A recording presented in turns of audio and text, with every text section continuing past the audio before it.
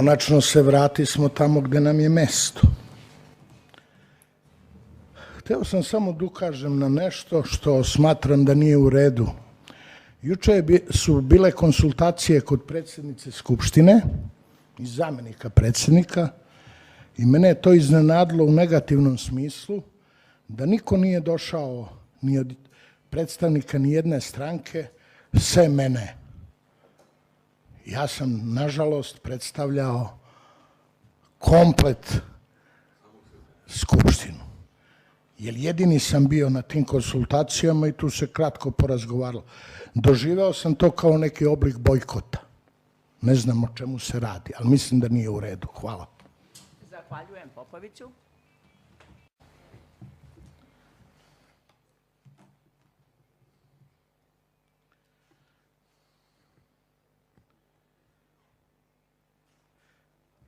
Prvo hoću da pohvalim gradsku vlast što je prihvatili inicijativu odbornika opozicije da se predsjedniku Republike Srbije Aleksandru Vučiću dodeli titula počasnog građanina Valjeva. I ne samo to, već je nadležna komisija koja je formalno predlagač ove odluke je u potpunosti preuzela naše obrazloženje iz inicijative. To je lepo i to je za pohvalu.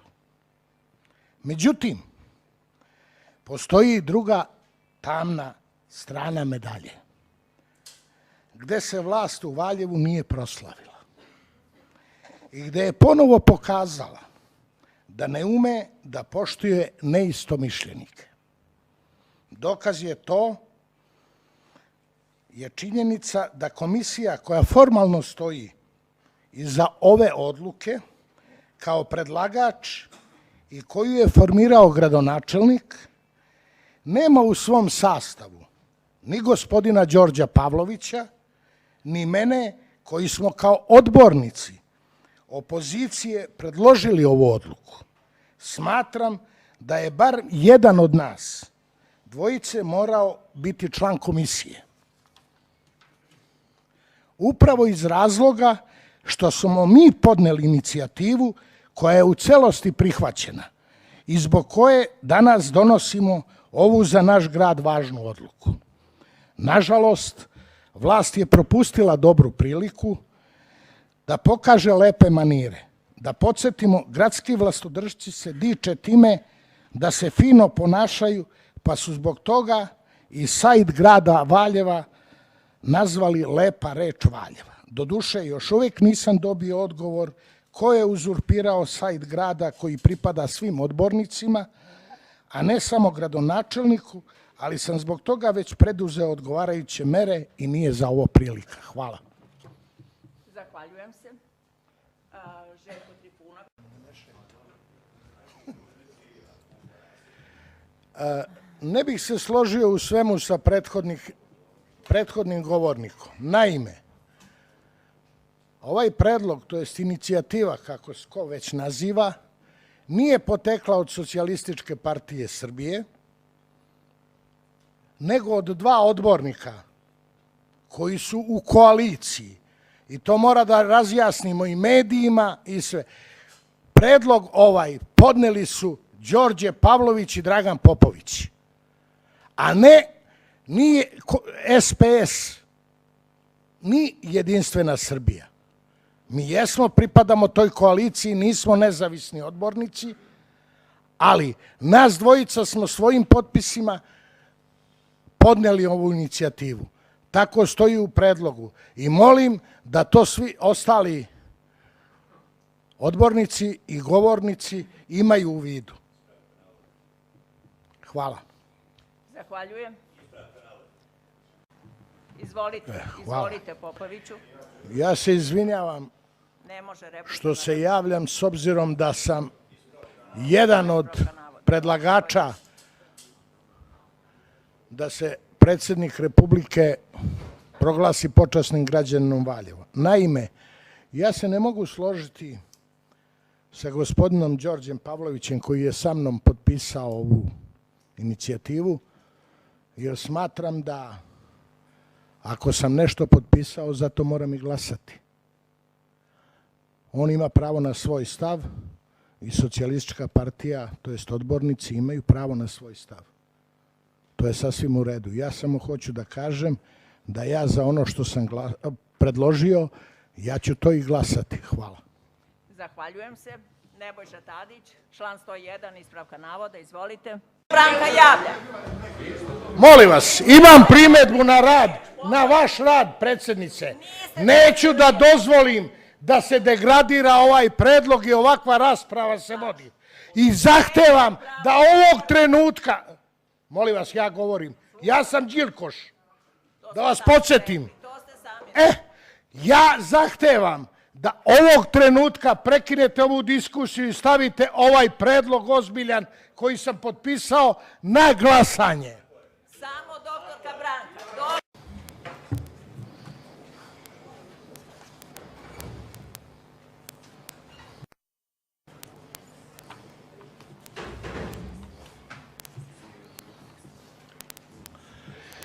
Kada je vodovod u pitanju, nezvanično sam saznao i frapirao sam se da dug vodovoda u ovom trenutku iznosi oko 80 miliona dinara. O čemu se diskutovalo na sastanku sa državnim revizorom u ovoj sali. Ja bih hteo samo jednu stvar da podsjetim. Ja sam svojevremeno i dobio od vodovoda finansijsko stanje, to jest gubitnike koje duguje vodovodu. I napravio sam jedno poređenje. Vodovod je u januaru 2020. imao 219 miliona i 500 hiljada duga, to jest nenaplaćenih potraživanja. U februaru 177 i 2020. 177 576 miliona.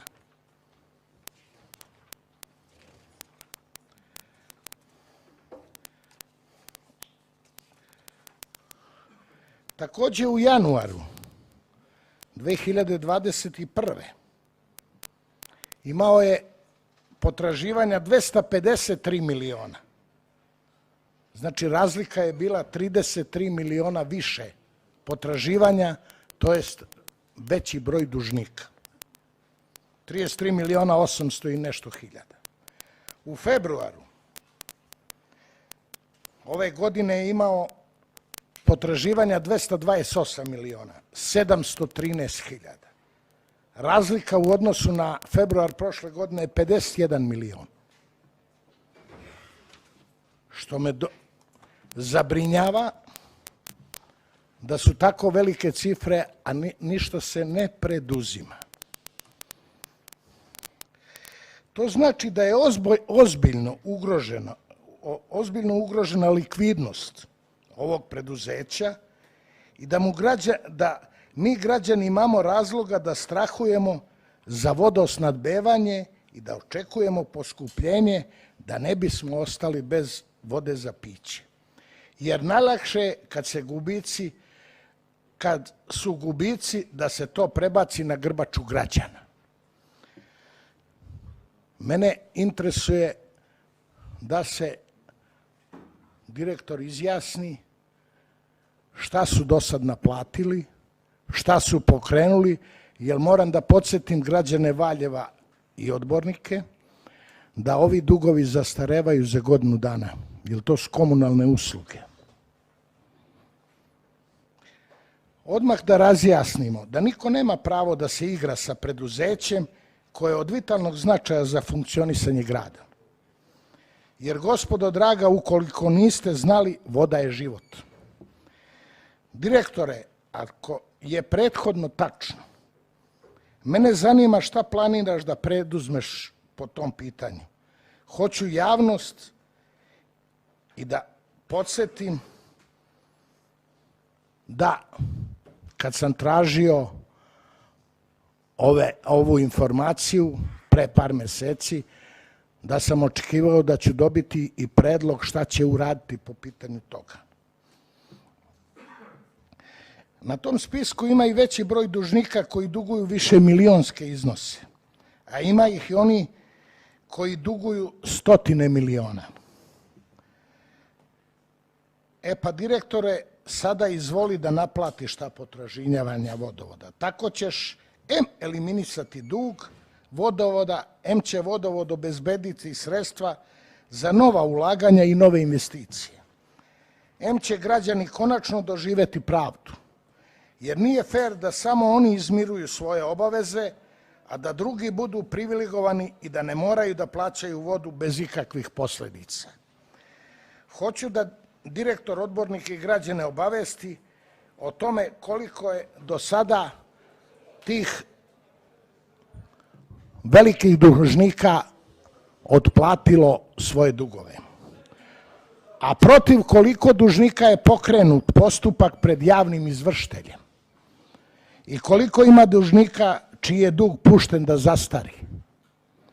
A samim ti se neće naplatiti i biti otpisan, a to normalno opet po grbači građana. A takvih zastarelih potraživanja ima sigurno čim je ovoliki dug vodovoda. Konačno, ukoliko vodovod ne sredi finansijsko stanje, naplatom svojih potraživanja, nema druge nego da grad finansira dugove vodovoda. To znači da opet sve pada na teret građana. Zato se, direktore, uzmi u pamet da ne dođemo u takvu situaciju, jer će to biti isključivo tvoja odgovornost. I to ne samo politička, već i krivično pravna. Jer sada celo Valjevo zna da vodovod ima ogromna potraživanja koja ne naplaćuje, a zbog čega se na drugoj strani pojavljuje ogroman dug preduzeća. Hvala. Zahvaljujem.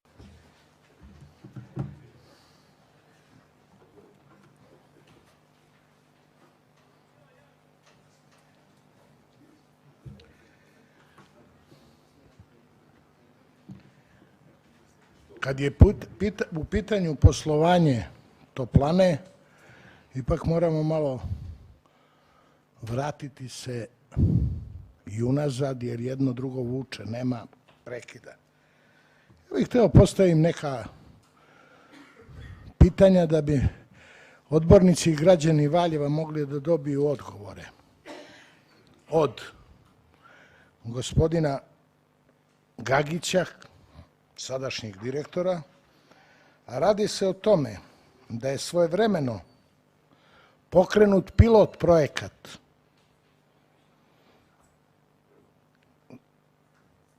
oko izgradnje i toplifikacije ulica Braće Veličkovića sa poprečnim ulicama. To je ispod 5. puka, većina građana zna i odbornika. U toj celoj priči postojala je ideja da se kuće iz tih ulica priključe na toplanu.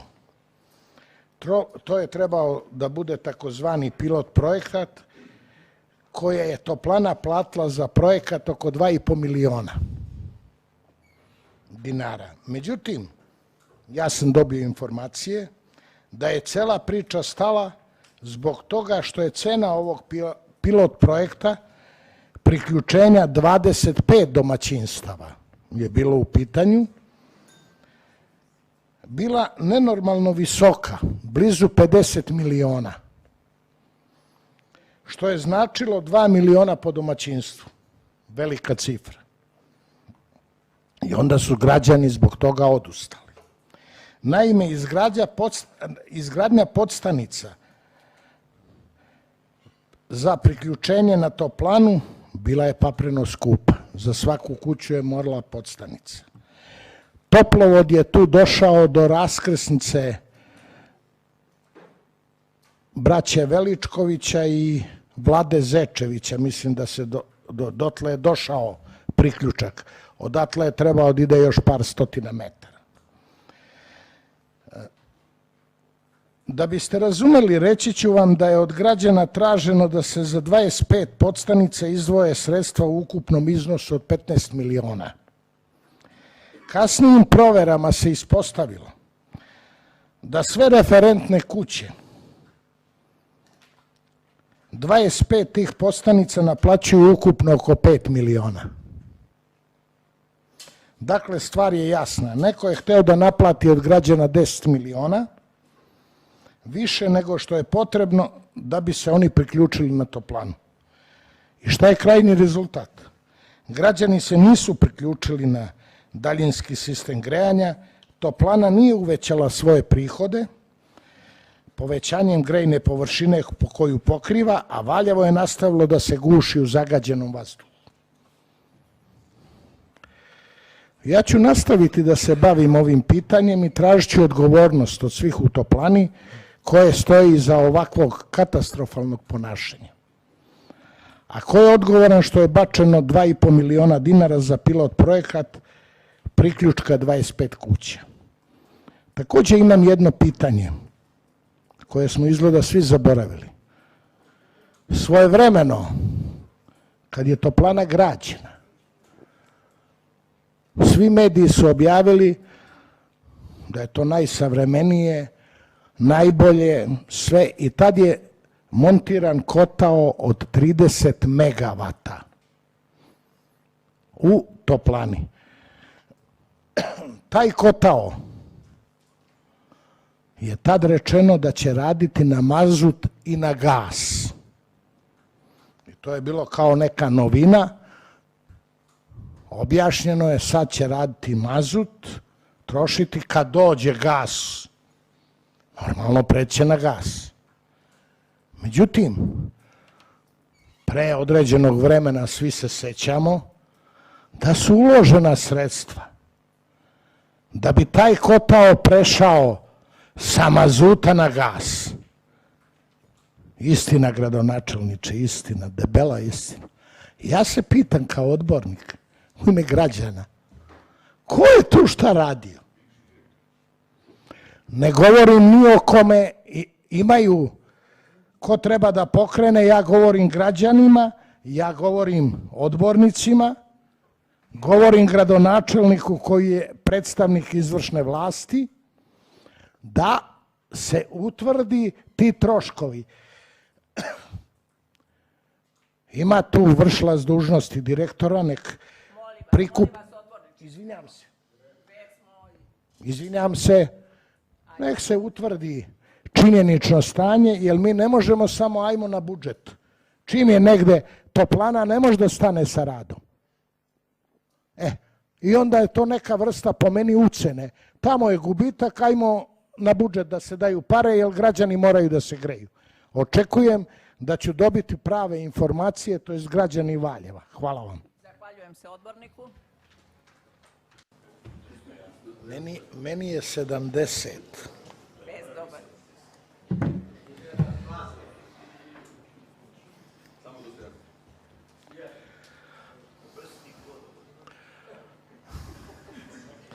Izvolite, odborniče Popoviću. Hvala. Izvolite, molim vas, bez dobacivanja. Ovo je ozbiljan izveštaj. Kada gledate izveštaje javnih komunalnih preduzeća u Valjevu, odmah vam postane jasno zašto nam je grad ovako jadno i bedno izgleda i zbog čega živimo kao u pećinsko doba. Moram da konstatujem da Vidrag daje najveći doprinos tome da se svi u ovom gradu osjećamo posramljeno, postiđeno, jer Valjevo nije više ni G od grada. Zalud smo mi javno govorili da nam je naše lepo Valjevo zapušteno i prljavo, da grad smrdi, da je u gradskim naseljima travuljina do pojasa, da je smeće na sve strane, da će našu decu izujedati zmije, jer se stanje posle naših kritika promenilo na gore. a nema nikakvih posljedica po direktorku Vidraka, gospođu Kseniju Badem Nenadović, koja je najodgovornija za takvo stanje. Izvinjavam se, direktorka zna da ne može da obavlja svoju dužnost bez telefona od 1000 eura, da mora da ima specijalan broj telefona sa zadnjim brojevima 007, lepo je to direktorka, smejte se, koji je dodatno plaćen. Također direktorka smatra da ona i njeni najbliži saradnici ne mogu biti izjednačeni sa običnim radnicima. Pa tako, dok direktorka sa svojim biranim saradnicima sme da uz kafenisanje puši u njihovim kancelarijama, Molim vas, odborniče, samo... Govorim o, dozvolite, ovo je sve poslovanje. Ostali moraju u dvorištu preduzeća ružno da stoje, da građani gledaju kad piju kafu i puše. Ja govorim o poslovanju, ovo je sve u sastavu poslovanja. Dalje, direktorki se može da se sa najbližim saradnikom u radno vreme, često ovih dana kada su velike vrućine, provoza službenim vozilom Renault Megane do nekog od kafića na reci Gradac, da se osveži pićencem i da sedi u debeloj hladovini i uživa, a obični radnici moraju da rade. Molim vas, ja još jedan izričem opomenu, molim vas, ovdje je reč o izveštaju. Znači... Samo vi izričite. A ja sam Đilko... A posle druge opomene oduzimam reč. Pa samo vi... Molim vas, samo se vratite na izveštaj. Samo na izveštaj. Gospođo Rakić, vaša stranka mene je oglasila da sam Đilkoš. Prema tome... Vaša diskusija nije u skladu sa tačkom dnevnog reda. Izvinite, ja kao Đilkoš imam pravo da govorim kako smatra Đilkoš da treba da govori. Samo o izveštaju. O izveštaju, molim. Poznata je stvar da direktorka vikendom u večernjim satima odlazi na žurke u Lelić službenim vozilom, dok njen najbliži saradnik također isto u večernjim satima sa službenim vozilom dolazi na istu žurku. Ovo su troškovi koji postoje u okviru poslovanja. Ja govorim činjenice, a vi, molim vas, ja govorim o... Pa ne možete kad me prekidate svaki... Koliko? Pa opomene, pa ovo ono. Ode pola vremena. Ali u prošloj tački ste imali 6 minuta. Ipak...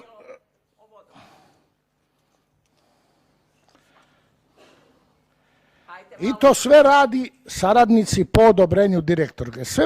Svemu treba dodati da direktora i njen omiljeni najbliži saradnik često zajedno putuju za Beograd.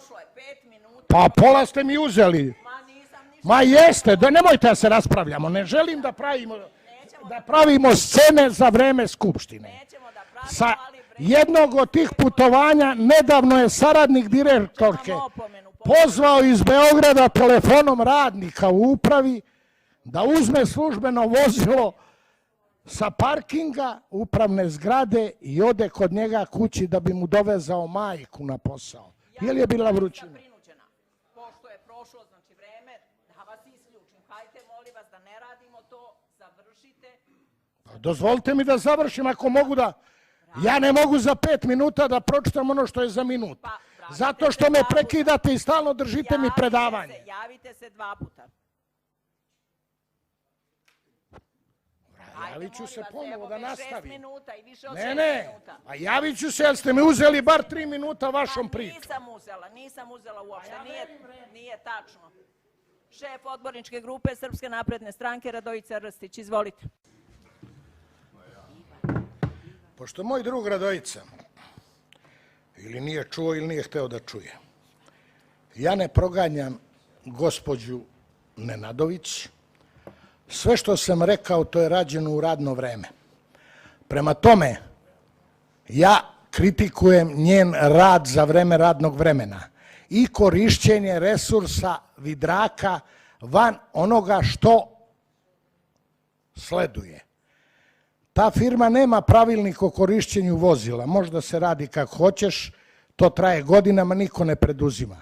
Još je gore što mora da građani znaju da je gradonačelnik formirao radnu grupu.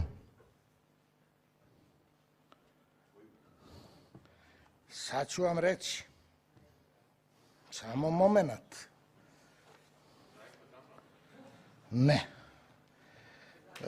Radnu grupu da ona brine o rešavanju problema u komunalnim uslugama. Na čelu te radne grupe je glavni urbanista gospođa Mićić. Šta onda radi Vidrak? Vidrak je i pre dolaska gospođe Nenadović održavao grad Valjevo i nije bilo ovakvih problema. Bilo očišćeno i sve. Ja ne ulazim, uvek će biti problema, ali ovakvih da mi moramo da formiramo radnu grupu kako ćemo da rešimo. Molim vas, samo o vremenu vodite račun. Tako da ja zahtevam od gradonačelnika da se utvrde ovo sve što sam ja rekao za ovom govornicom i da budemo obavešteni i građani i mi odbornici da se poboljša rad u tom Vidraku. Molim vas, vreme je isteklo. Opet 5 minuta. Odavno, pa ne, replika je 2 minuta. Ne, rekli ste mi da ću imati i drugi put, a ne repliku.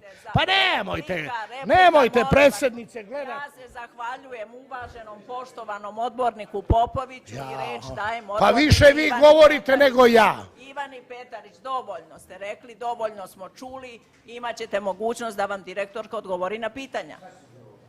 Poštujem. Kao i predsjednicu. Radojicu. Kao i predsjednicu. Predsjednicu ja uvažavam, kako da ne.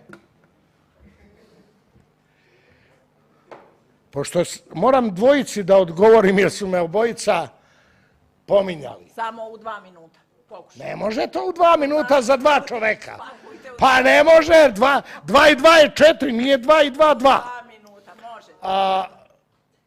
Gospodinu Tadiću moram da kažem da ja ni jednog trenutka nisam pominjao ni njegovu bivšu stranku, ni sadašnju stranku, ni šta i kako. Neprimereno je da on vređa stranku kojoj ja pripadam, kako se odnosi ta stranka prema ženama.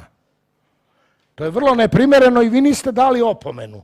A zato ja javno kažem građanima kako funkcioniše i radi predsjednica Skupštine. Zahvaljujem. Druga stvar, hoću da kažem gospodinu Mićiću, koji je ovako lepo izneo da se ja bavim špijunažom i ostalo i da ja pratim. Ja ne pratim direktorku Vidraka, to se sve dešava u radno vreme. Znači, u radno vreme je transparentno da se zna gde se kreće direktor svakog preduzeća i šta radi. Van radnog vremena je njen privatan život. To je njena stvar. A u radno vreme ja kao odbornik hoću da znam šta rade direktori. Da bi ta preduzeća bila uspešna. Druga stvar, što ste pomenuli, da ja se razumem u sve. Ne. Taman posla. Ja samo postavljam pitanja kao odbornik iz raznih oblasti da dobijemo informaciju kao odbornici i da građani dobiju informacije. Prema tome i oko toplane, to što kažete da ja nisam, ne znam, pitao ovo, ja pitam sad da dobijemo informaciju. Evo, prošlo 2 minuta, zahvaljujem se. Jao, ali ste ljubazni, predsjednice. Ja sam oduševljen vama. Pa mislim da smo dosta diskutovali u članu. Dođe vreme da ja nekoga pohvalim. Ovu direktorku Poleta danas sam video drugi put. Na jednoj od prošlih sednica i sada. Zapamtio sam da se zove Biljana, toliko. Znam, mlada je, prvi put je direktor. Ne znam da li je ovo prvo radno mesto, ali svaka čast. Čestitam tebi i svim tvojim drugaricama i drugarima, toj mladoj generaciji koji tako funkcionišu. Jer mislim da će ova zemlja da procveta sa takvim kadrovima. Jer ono što je dobro treba hvaliti i podržavati. Ono što ne valja treba čistiti i boriti se da dođu kvalitetni kadrovi. Ne ono sistem moramo po partijskoj liniji. Ja nikoga ne štedim, javno vam govorim, za dobro ću svakoga pohvaliti, za loše ću svakoga prozvati. Ako sam pogrešio, spreman sam da se izvinem svakome ako sam nešto bio neinformisan, ali moramo konačno dovesti red u ovaj grad, a ne da štitimo pojedince zato što neko je nekoga doveo, pripada neko nekome i štiti ga. Još jednom hvala ti, jer taj Polet je bio rak rana ovog grada. Ja mislim da je jedno vreme imao više direktora bivših nego što je imao zaposlenih. Još jednom hvala. Hvala.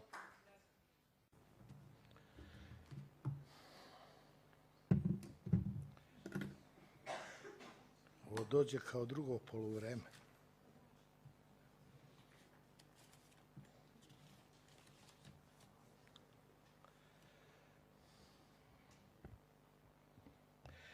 Kada sam pročitao ovu odluku, pomislio sam da nas, odbornike, stručne službe u gradu smatraju teletabisima. Stvarno, drage kolege odbornici iz svih političkih opcija, pozivam vas da se udružimo i da jednom zauvek stopiramo ovakvo ponižavanje nas koje su građani neposredno izabrali. Zaposleni u gradskoj upravi smatraju da smo mi odbornici, i to svi od reda, bez izuzetka, kako oni iz reda opozicije, tako oni iz reda vladajuće većine, nepismeni.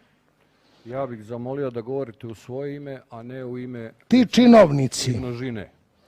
ti činovnici zaboravljaju da su odbornici njihovi poslodavci, da svaki put kada uvrede odbornike, zapravo vređaju građane koji su te iste odbornike izabrali. Dakle, službenici vređaju odbornike kao poslodavci i vređaju građane koji im kao poreski obveznici obezbeđuju plate.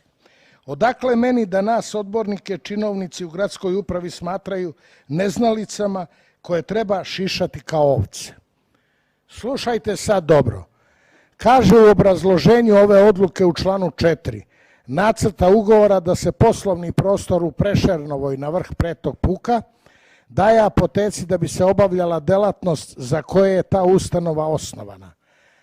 Sad ja pitam, koje crne delatnosti kada apoteka postoji samo na papiru i ne obavlja nikakvu delatnost, i to svi znaju, građani, odbornici, gradonačelnik, gradski većnici, gradska uprava, mediji, celokupna valjevska javnost.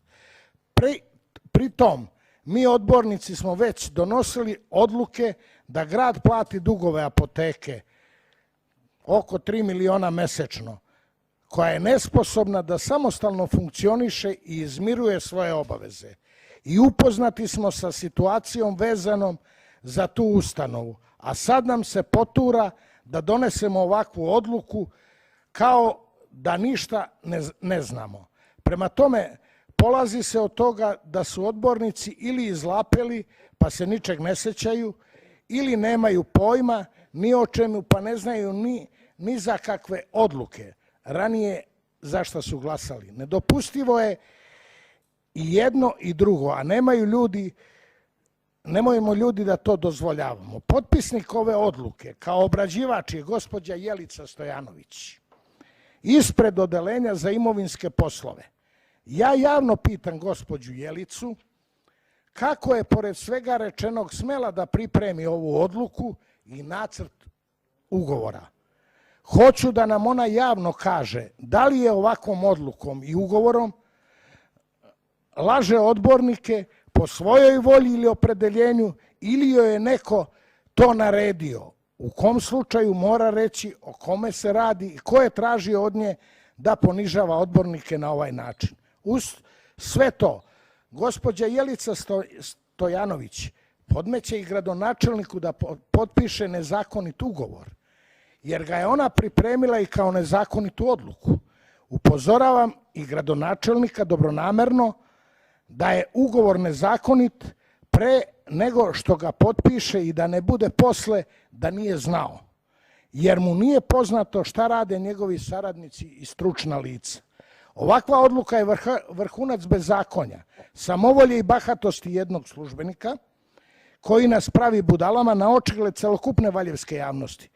Izvolite, gospođo Jelice, pa objasnite o čemu se ovde radi.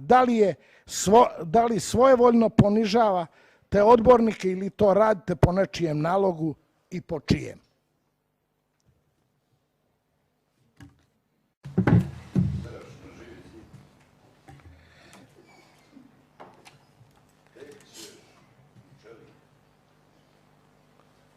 Dakle, ovo. Molim za red u sali. Izvolite, odborniče. Kada je doneta osnovna odluka da se pribavi zemljište, odnosno parcele za proširenje privredne zone, kolega odbornik Đorđe Pavlović je pitao da li su parcele u obuhvatu plana generalne regulacije, takozvana privredna zona, jer je jasno da se privredna zona može širiti samo kupovinom parcela, koje su po planu privredna namena. Tada je nastao cirkus u pravom smislu reči, jer je najpre glavni urbanista, gospođa Jasna Mićić, rekla da nisu u obuhvatu na samoj toj skupštini, da bi potom gospođa Jelica Stojanović brže bolje bukvalno istrčala za govornicu da bi rekla da parcele jesu obuhvaćene planom. Sve prethodno mi je bilo krajnje sumljivo, pa sam kao odbornik zatražio da mi stručne službe daju odgovor da li su parcele koje se pribavljaju prošlom i ovom današnjom odlukom obuhvaćene planom generalne regulacije, privredna zona, i dobio sam odgovor koji me je zaprepastio. Odgovor je da nisu. To, drage kolege odbornici, znači da je prošla odluka koju je Skupština grada donela nezakonita, kao i ova odluka o kojoj sada raspravljamo. Naime, glavni urbanista, gospođa Jasna Mićić, mi je odgovorila službeno da su te parcele bile u obuhvatu plana iz 2015. godine. Službeni glasnik grada Valjeva broj 6/2015. A da nisu sada u važećem planu iz 2019. službeni glasnik grada Valjeva broj 8/19. Kada je izmenjen plan iz 2015. to je u svom odgovoru potvrdilo i odeljenje za urbanizam, koje je navelo da su sve parcele koje grad hoće da pribavi bile u planu, ali sa stanjem na dan 15.3.2015. dakle, pre donošenja sada važećeg plana iz 2019. što se u potpunosti slaže sa izjavom glavnog urbaniste. Sada je jasno zašto gospođa Jelica Stojanović u obrazloženju prve odluke uopšte nije htela, to jest nije navela u kom planu se nalaze parcele koje grad hoće da pribavi, dok je u obrazloženju ove druge odluke navodi da su te parcele u planu od 2015. i u planu od 2019. Što znači da se gore navedene parcele nalaze u planu od 2015. i 2019. To je notorna laž. Naime, ponavljam, parcele su planom privredne zone bile obuhvaćene 2015. da bi novim planom iz 2019. godine, koji je i sada na snazi, ove parcele iz prethodne i sadašnje odluke bile izbačene i ne postoje. Što znači da za nas važi samo plan privredne zone iz 2019. Ne može važiti onaj koji je iz 2015. jer je donet nov. I ne može važiti plan ovaj koji sam rekao. Na što se gospođa Jelica poziva u odluci na oba plana? U prvoj odluci gospođa Jelica Stojanović nije htjela da navede u kom planu se radi, jer je znala da je odluka nezakonita i mislila je da će to tako proći. Međutim, kada je odbornik Pavlović otvorio to pitanje na Skupštini i kada sam ja postavio odborničko pitanje, ona nije imala kud, nego je morala da u drugoj odluci navede kojim planom su parcele obuhvaćene, pa je navela oba plana, što je pokušaj obmanjivanja odbornika. Jer važeći plan iz 2019. ne obuhvata predmetne parcele. I njime je faktički prestao da važi prvi plan iz 2015. Obratite pažnju na Dakle, vreme. nama se potura da donesemo odluku da širimo privrednu zonu tako što ćemo kupiti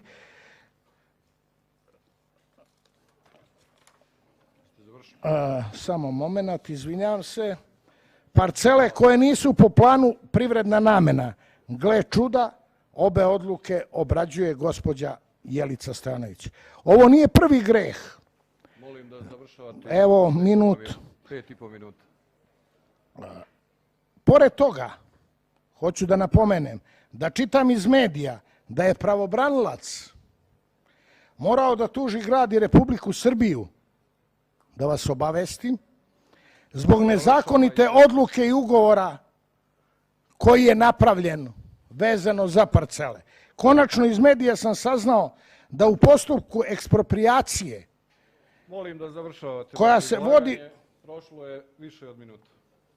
Izvinjavam se, javit ću se ponovo. Hvala lepo. Da li se još neko javlja? Polako, evo se. Ja sam kao odbornik povređen, jer to je dostojanstvo Skupštine. Povredio me Lazar, gradonačelnik. A evo zašto. Drug Lazar. On je se obratio meni, sve sam lepo saslušao i mene je etiketirao da ja opstruišem, da tražim nešto. Ja tražim osnovne stvari. Da se ovde radi po zakonu i ništa više. Imam pravo da sumnjam da službe ne rade po zakonu, a ono što vi dobijete, jer vi niste stručnjak ni za pravo, ni za urbanizam, vi ste gradonačelnik. Odborniče, ako imate sumnje o nezakonitosti, obratite se nadležnim organima. Molim vas, ne prekidajte me. Niste vi zastupnik gradonačelnika. Vi sad iznosite ovde nama kao... Ja imam pravo da sumnjam i to je moje pravo odborničko, a niste vi tumač. Vi nemojte da me prekidate, molim vas. Ja hoću da kažem da mene je zanimalo kao odbornika da mi se razjasni plan 2015. Gospođa Stojanović je objašnjavala da su tu menjano, ne znam, za trafostanicu 2019. Međutim, mene interesuje 2015. obuhvat, koje su parcele, dobio sam. 2019. ponavljam, odlukom, određeni broj parcela je brisan, znači smanjen je taj plan. Ispostavilo je se, ja ako grešim, nek me stručnjaci donesu samo ovako, ne da su te parcele koje mi treba da otkupimo brisane 2019. Automatski one ne postoje u planu. Kako možemo da... Ja vam govorim, da li je tako, molim nek mi napismeno. Ne ovde za govornicom rekao ja, rekao Janko Marko.